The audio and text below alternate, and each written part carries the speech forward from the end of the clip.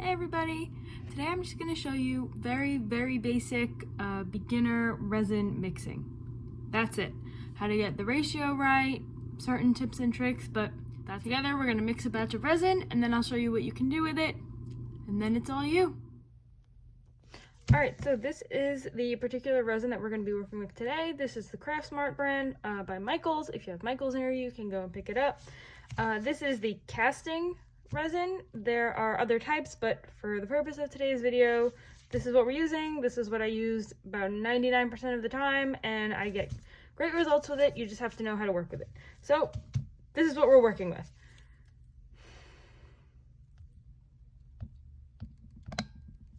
To mix our resin, epoxy resin has to be mixed by a 1-to-1 ratio. So that means you need equal parts of both A, the casting resin, and B, the casting hardener. So what I like to use are these little plastic cups. I get these from Dollar Tree, but you can get them pretty much anywhere.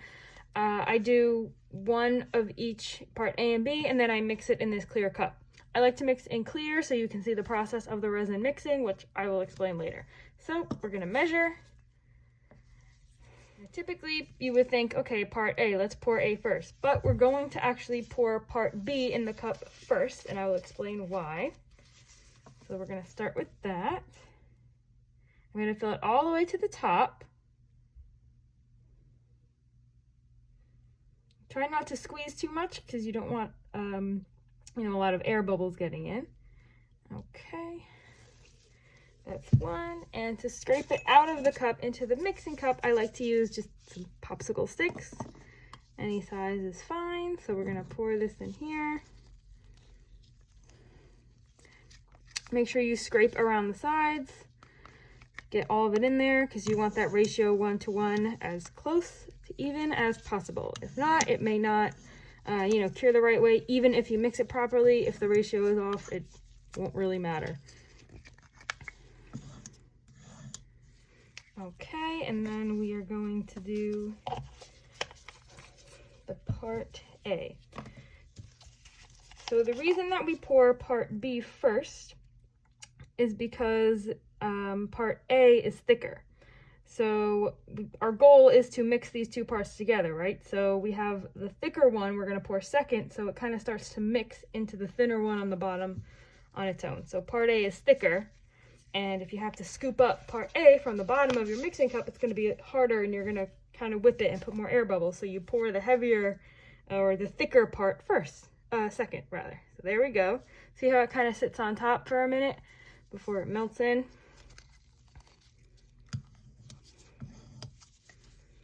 Again, you want to scrape the sides.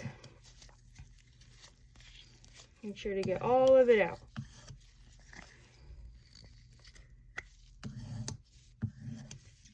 All right, so we're moving down here. I want you to be able to see all the two parts, kind of see how they're not mixed. You can kind of tell there's two different things in here. So I'm going to leave this video in real time. So we're going to start mixing. Resin, you want to mix at least 3 minutes, maybe to 5, but you don't want to mix it more than that because if you do, it could get hot. And then it will cure really fast and you'll get really upset and it's not a great time. So it's going to get real cloudy first, so that's a good thing. That's how it's supposed to work. You don't want to go too fast either. The main idea while you mix is try not to get any air bubbles, because if you do, you're going to have to work harder at removing them later. So you just kind of want to prevent as much as you can throughout the process. Be mindful too, make sure you are using that popsicle stick to scrape along the sides. Get any of the resin that sticks to your cup. Don't go crazy, but just make sure you get it every couple passes. If you are not already, stop and put some gloves on. You definitely want to wear gloves while you do this, and a respirator.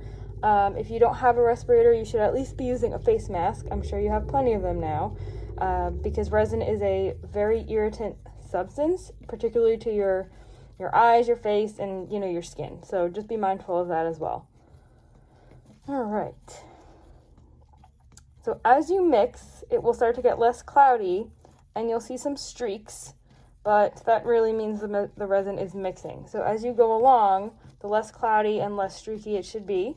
That's also why I like to use clear containers while you mix, so that way you can really see what's going on. Make sure you're mixing properly. All right, we're just almost at the 2-minute mark here. I'm going to show you, it's starting to get pretty good, but we're going to keep going.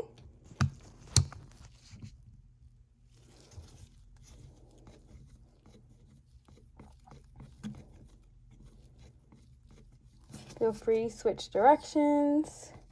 Make sure it's really mixed well. Also, try not to hold the cup a lot when you mix. Sometimes it makes a difference. I find that your resin will get hotter faster, which means you won't have as much time to work with it. Basically, or at least this resin, the Craftsmart brand resin, once it's fully mixed, at the end of the 3 or 4 minutes, you will find that you'll get about a solid half hour where it's very workable. It's still pretty, close to the liquid state, but the more you go after that, it starts to get really thick, and you'll have a very hard time getting out any bubbles. All right, so you see how now you can almost see through the cup. It's pretty clear. So we still have a couple streaks in there, so we're just going to make sure we scrape those sides. We're just about at our 3-minute mark here, so that's a good sign.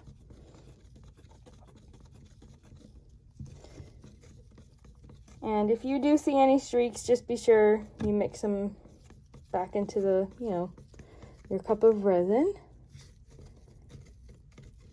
And I know earlier I only measured on camera about 1 ounce of each part A and B, but I went ahead and I added an extra ounce of each. So this is 4 ounces of resin right here.